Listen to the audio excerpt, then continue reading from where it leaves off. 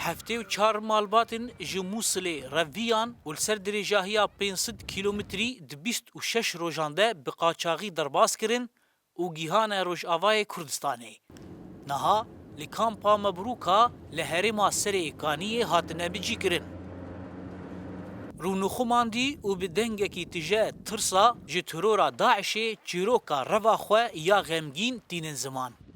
ما يقدر على مكانية مشیان نبج بۆ داینا پەرا وێ چاوا بە ڕێ نینە نها هزرێک هەیە گۆ کەسێ گۆلور مایە داعشە ئەڤ یەک نەڕاستە داعش خویایە ماڵباتێن گۆتێن ڤر ماڵ و ملکی خۆ فرۆتنە هەن تشت هەنەژی نایە فرۆتن خەلکی ئیدی وەستیانە لقيتها يعني ناس انه وصلوني دفعت المبلغ هن کەس دیتن کۆ من بگینن مە پەرە دانوان ئەس گەهیشتم سینۆر لێ ئەم بە ترس گەهیشتن ترس ئەو بوو کو کیتە لەوان دەڤەران ببینە داویاتە کوشتنە تۆ و ماڵباتاتە والله مخاطر الطريق لو يمسكك داعش هذا قصاص خودێ مەترسیارێ ئەوە گۆ داعشتە بگرەوەی سەرێتە ژێ بکە مەگەلەک زەحمەتی دیتن دەهاتن ئاوێ دەدە دو باران و سەرمایەدە درەوشا زارۆکا دبینە بێچەوایە Li gorî koçberên Musilê guhegerriya derketinê ji Musilê vebe wê di 2 saetan de Musilê vala bibe û ji bilî çekdarên Daişê lê namînin.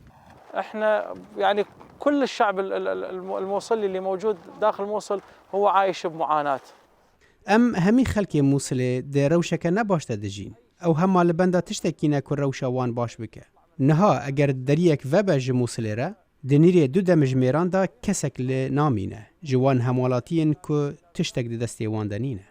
Rewşa bajarê Musilê ji bo kameraya me tînin ziman û dibêjin got Daişê sivîl kirine mertal û rewşa sivîlan li wê derê pir xerab e. وين ماكو امان طيران وقتل وتفجيرات çi aramî nîne balafir kuştin teqîn û tirs heye tu li ser jiyana xwe bitirsî li ser zarokê xwe tirsî rewş hemû tirsa كثير يعني اغلب عندهم المواقع مالهم wan piraniya cihên xwe yên bingehîn vala kirin dema ku balafirên hevalbendiya navnetewî wan cihan bombebaran dikin ew nelwirin wan ew cih vala kirine û êdî derbasî taxên xelkê sivîl dibin malên xelkê dibin malên mesîhiyan êzîdiyan û yên ku ji wan re dibêjin gawir malên wan dibin û ji xwe re dikin baregeh ew xelkê sivîl ji bo xwe dikin mertalên mirovî.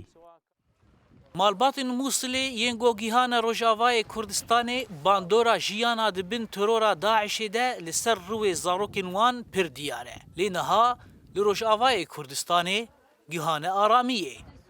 Tenê maye pêdiviyên jiyanê di wan kampan de û daxwazên wan werin bicîkirin. Heftê û çar malbatên ji Musilê ji ber terora Daişê reviyan û 26 roja dirê deman li ser tirsa gowerin girtin ser destê Daişê û gihana Rojavayê Kurdistanê. Daxwaza wan golvir nemînin û derbasî herêma Kurdistanê bibin yan deverên din li Iraqê.